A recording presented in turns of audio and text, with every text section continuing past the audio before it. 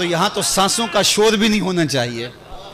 تو قتیل شفائی کا لہجہ دیکھیے. اس حد تلک بڑھ گئی ہے بے اعتمادی کہ تجھ کو تجھ سے بھی چھپانا چاہتا ہوں, کہ تجھ کو تجھ سے بھی چھپانا چاہتا ہوں. وہ کہتا ہے میری تو آرزو یہ ہے کہ میرے محبوب کو میرا محبوب بھی نہ دیکھے, میرا محبوب آئینہ بھی نہ دیکھے, بس دیکھوں اور میں ہی دیکھوں.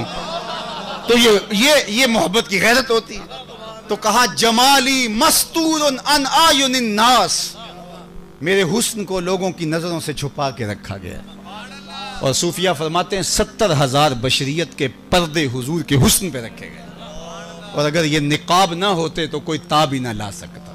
یہی بہتر ہے کہ وہ پردے میں روح پوش رہے, یہی بہتر ہے کہ وہ پردے میں روح پوش رہے. وہ اگر پردہ اٹھا دے تو کسے ہوش رہے, وہ اگر پردہ اٹھا دے تو کسے ہوش رہے.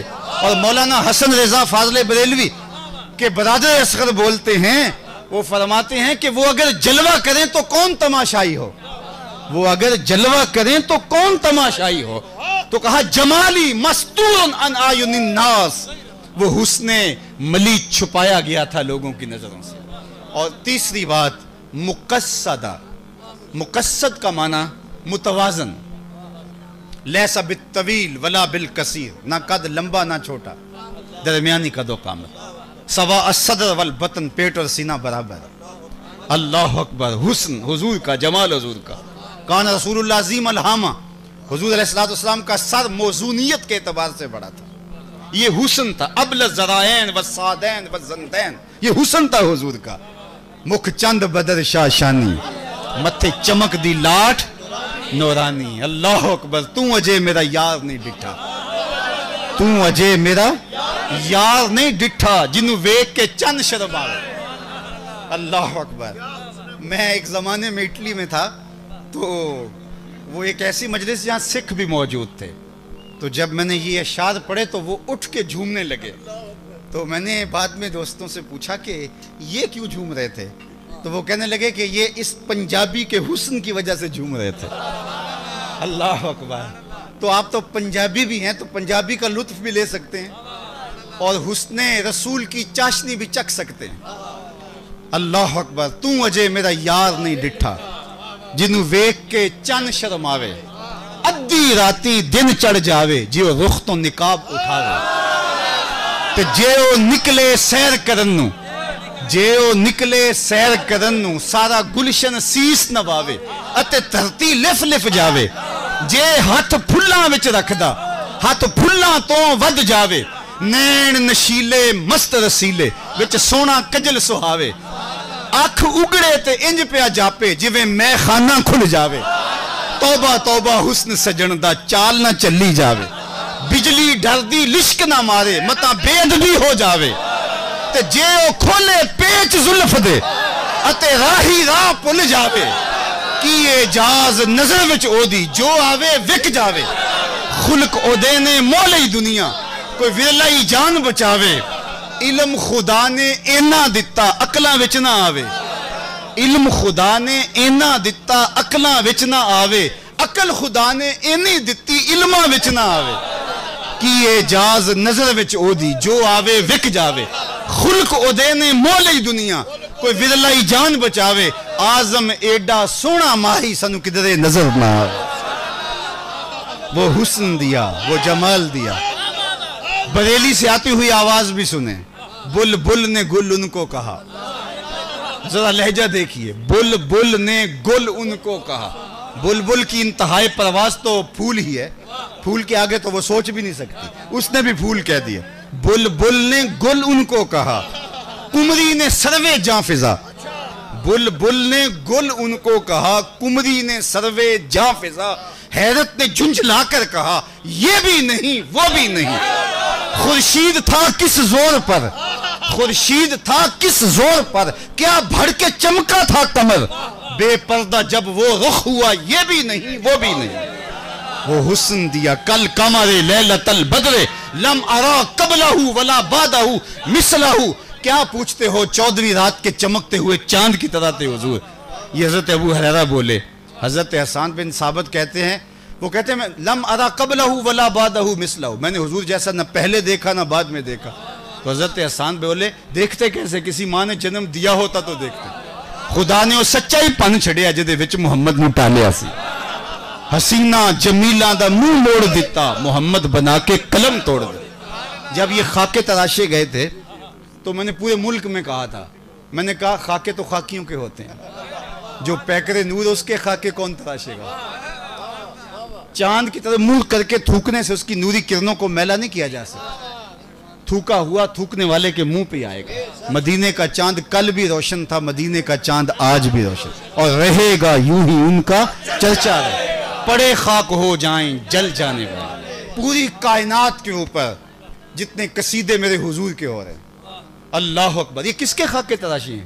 اور یار ان کا تو سایہ بھی نہیں تھا، تم خاکے لیے بیٹھے ہو. ان کا تو سایہ بھی نہیں تھا، یہ کسی اور کے خاکے ہوں گے. جب حضور علیہ السلام کی توہین کرتے کرتے قریش نے آپس میں مشاورت کی نا کہ یار تم عجیب لوگ ہو، محمد صلی اللہ علیہ وسلم بھی کہتے ہو اور عیب بھی لگاتے ہو. تم تو اہل زبان ہو، اہل لغت ہو، تمہیں تو پتہ ہے کہ محمد کا معنی کیا ہے، اور پھر عیب بھی لگاتے ہو. ایک کام کرو، یا نام لینا چھوڑ دو اور یا پھر توہین کرنی چھوڑ دو. محمد اور عیب لگانا یہ بنتا ہی نہیں. کوئی کہے کہ پھول سونا نہیں ہوتا، کوئی کہے شہد میٹھا نہیں ہوتا، کوئی کہے کہ چاند سونا نہیں ہوتا. یہ کیسی بات ہے؟ محمد کا معنی الذی یحمد حمدا بعد حمد، مرتن بعد مرتن، کرتن بعد کرتن.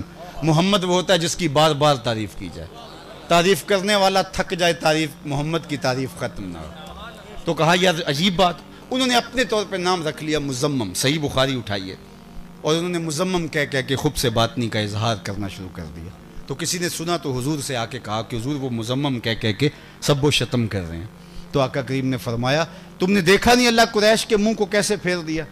یشتمون مزممن و یلعنون مزممن وانا محمد صلی اللہ علیہ وسلم. فرمایا وہ کسی مزمم کو گالیاں دے رہے ہیں، میرے رب نے مجھے محمد بنایا. یار یہ کسی خاکی کے خاکے بنا رہے ہوں گے، میرے محمد کے تو خاکے بن ہی نہیں سکتے ہیں. اللہ اکبر. جن کا سایہ بھی نہیں ہے ان کے خاکے کیسے ہو سکتے ہیں؟ مثل او در عالم امکان متصور نیست. حضرت مجدد الفزانی فرماتے ہیں ان کی مثل بزم عالم میں تصور بھی نہیں ہو سکتا. اور اقبال نے اسی کا ترجمہ کیا، رخ مصطفیٰ ہے وہ آئینہ، رخ مصطفیٰ ہے وہ آئینہ کہ اب اس سا دوسرا آئینہ نہ کسی کی بزم خیال میں، نہ دکان آئینہ ساز. اللہ اکبر. تو کہا کل قمر لیلۃ البدر لم ارا قبلہ ولا بعدہ مثلہ. تو سنیے کان رسول اللہ صلی اللہ علیہ وسلم ابیض ملیحن مقصدہ. یہ 3 لفظ یاد کر لیجئے. تو حضور کا حسن متوازن تھا، چٹا گورا رنگ تھا حضور کا، سرخی مائل. اور آقا کریم کا حسن ملی تھا. تیسری چیز اقبال نے بیان کی اور اس کے بعد میری گفتگو اپنے اختتام کو پہنچ جائے گی کہ انسان طبعاً کسی شخص کی خوبیوں کو پسند کرتا ہے اور اس کا اس کی طرف میلان ہوتا ہے. جس طرح مشاہیر کے ساتھ لوگوں کے قلب کا ربط پیدا ہوتا ہے. بڑے فلاسفرز ہیں، بڑے بڑے جو ہیں وہ ادیب ہیں، بڑے جو ہے وہ جنہوں نے قوموں کے لیے کچھ کیا، تو لوگ جو ہے وہ ان کے لیے دل میں محبت رکھتے ہیں. تو یہ ایک انسانی طبع ہے. کسی کے اوصاف، کسی کے وصف اس کی طرف راغب کرتے ہیں. تو اقبال کہتے ہیں کہ اگر آپ چاہیں کہ اپنی نسل کو حضور کی بے لاگ اور بے لوث محبت کا نور ان کے سینے میں ڈال دیں، تو تیسرا کام آپ کو یہ کرنا پڑے گا کہ حضور کی سیرت ان کے سامنے رکھنی پڑے گی. چونکہ جس طرح میرے حضور کی صورت جیسی صورت کسی کی نہیں، حضور کی سیرت جیسی سیرت بھی کسی کی. اللہ اکبر. سیرت کے عنوان اگر میں چھیڑوں تو یہ ایک لمبی کہانی ہو جائے گی. صرف ایک واقعہ. غیر مسلم نے اسلام قبول کیا کسی زمانے میں. تو جب اسے پوچھا گیا کہ اسلام کی کس قدر نے تجھے متاثر کیا ہے، تو اس نے کہا صرف ایک واقعہ میری ہدایت کا سبب بن گیا. سنی اپنے نبی کی شان. ایک واقعہ میری ہدایت کا سبب بن گیا. وہ کیا؟ کہا ایک دن مجلس رسول لگی تھی، ہجوم عاشقاں تھا، کہ ایک شخص نے کہا حضور میرا بیٹا گم ہو گیا اور ایک عرصے سے مل نہیں رہا، آپ دعا کر دیجئے میرا بیٹا مل جائے. قبل اس سے کہ حضور کے ہاتھ اٹھتے اور اجابت کے در کھل جاتے، مجلس میں موجود ایک شخص جو پیچھے کھڑا تھا اس نے کہا حضور میں اس کے بیٹے کو شکل سے جانتا ہوں اور ابھی فلاں باغ کے قریب سے گزر کے آیا ہوں، وہاں